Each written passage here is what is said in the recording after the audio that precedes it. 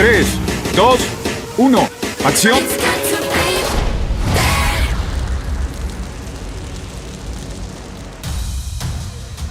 Oigan, miren.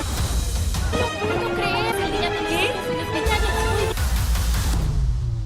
The villain kids, they're heroes now.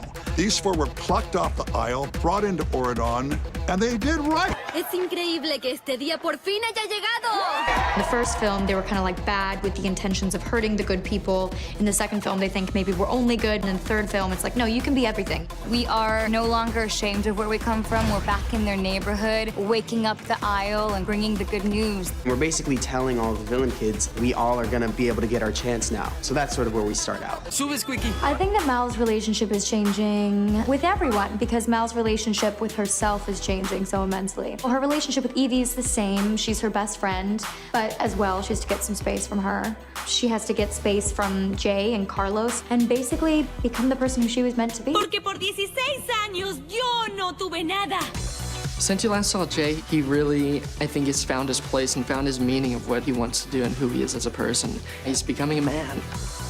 Being Carlos again is a fun time. He's sort of a guy that you really root for. He's a likable kid, and, you know, being a likable kid is fun. One of my favorite parts about Evie is her generosity and how big her heart is now. Everything she does is kind of guided by that, and you really get to see that in D3. Mal and Ben are madly in love. And yeah, you propose. You get all lovey-dovey. Yeah, I do. There's a real vulnerability to Ben, which allows the room and the space for Mal to be awe-inspiring. Mal's a dragon. She has to have somebody who's very soft, sweet, and sensitive, and that's what Ben is for her. Down on my knees. Carlos and Jane are just the youngest couple, and it's so evident. They're still sort of infatuated with each other in like a very youthful, innocent way. And it's awesome because Mal and Ben have this sort of sophisticated relationship, and Carlos is still like stressing about Jane's birthday, like. Feliz cumpleaños. So it's a fun relationship, and you definitely root for them. Claro, está bien. ¿Sabes qué? Lo reharé. Ok, está bien. So as we know, Evie and Doug have been very close since the first movie, but, you know, they're in that moment in a relationship where you don't know if the other person loves you. Like, does he love me? Does he love me not? You really see her become the teenager that she is and have the breakdown that we all have when we're in love for the first time. What would I do without you? It's something nice about revisiting a character that you've played once before.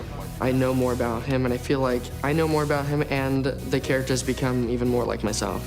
I'm really excited to sort of give him that growth that people have been wanting to see, and he's very sort of innocent and pure, and he has really good qualities about him.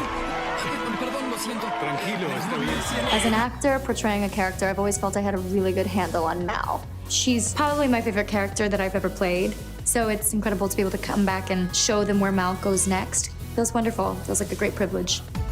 My mom always says that friends are the family that we choose, and I think that is exactly who the VKs are. In times of need or in times of crises, you always kind of see them come together. You get so invested, you fall in love with these people, and you feel like you live in this world with them, and you want to, as an audience member, be let in on the rest of it. And I feel like the third one is really like a big step into the rest of it.